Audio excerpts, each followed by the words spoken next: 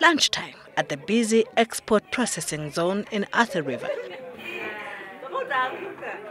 And mothers working for Oltex, a garment production company, break away from work to be with their babies. It's a rare privilege they have. In fact, companies with such an arrangement are just a handful in Kenya, and the story of thousands of working mothers goes like this. When I went back to work when she was 3 months and a half. I did not have a place to express. I would hide myself in a corner and, I'm listening, who is this coming? The person might just come and find me expressing. So in the process, the milk would not come out. So my milk ran dry. The mothers here at Oltex do not have to worry about when and where to express milk, and by extension, where to store the breast milk until when they go home. They have been facilitated to have a regulated mother-to-baby contact, a setup to be envied by any breastfeeding mom. Firstborn, nilimleta miezi 2. Nilimnyonyesha karibu towards 1 year. Nikikuja by saa 4 nilikuwa naitwa nakuja namnyonyesha. Saa 7 nakuja tena namnyonyesha. Jioni tena kama saa 10 hivi naambiwa nikuja tena nimuone. Sasa advantage ni kwamba wakati uko na mtoto kazini, in case of anything, maybe mtoto amesikia vibaya, unajulishwa kwa haraka, unajua. Having these facilities, it was the best thing that we've had here. It was started in 2003, and their facility can accommodate up to 80 kids. It can accommodate up to 80 kids.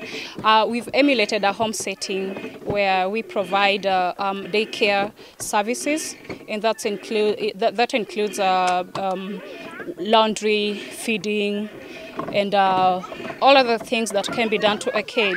Siku hizi unaajiri mfanyikazi in the morning, wakati unajiprepare unakuja kazini, mfanyikazi anakuambia yeye anaenda. So the moment unakuwa na ile hali ya kwamba kwenu kazini mnaangaliwa watoto, una shida yote, utabeba mtoto ulete kazini. They bring in the kids in the morning, and even they'll take the kids as clean as they brought them in. For most women, balancing between career and family life becomes the greatest challenge of their lives when a baby comes along. That's the time when they have to choose between a breastfeeding baby and continuing with their jobs. Sometimes one has to give. Often it's the babies that are sacrificed. Their supply of breast milk is abruptly cut short and replaced with alternative feeding. Sometimes they are weaned even before their digestive systems can handle it. Yet doctors emphasize that breastfeeding saves lives. It's reportedly the closest thing there is to a silver bullet in the fight against malnutrition and newborn deaths. It is an issue of child survival. It is an issue of child development. People who were breastfed as babies are less likely to be obese later in life. They may have a reduced risk of diabetes, as it was said already by our Master of Ceremonies, and perform better in intelligence tests. They say breast milk gives babies the best start in life. Employed women clearly need such support to succeed at working and breastfeeding. Mothers need adequate maternity leave, and upon return to work, they need to be able to breastfeed their babies. In your workplaces also, we need to come and engage the employers to see that we are breastfeeding as we work. And it's to the advantage of the company in such a way that it has reduced the level of absenteeism.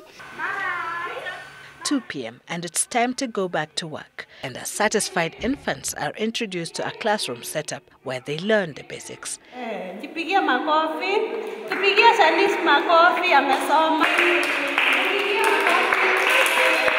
Their mothers comfortably settle into the job that gives them their daily bread back in the production room. And that's why this year,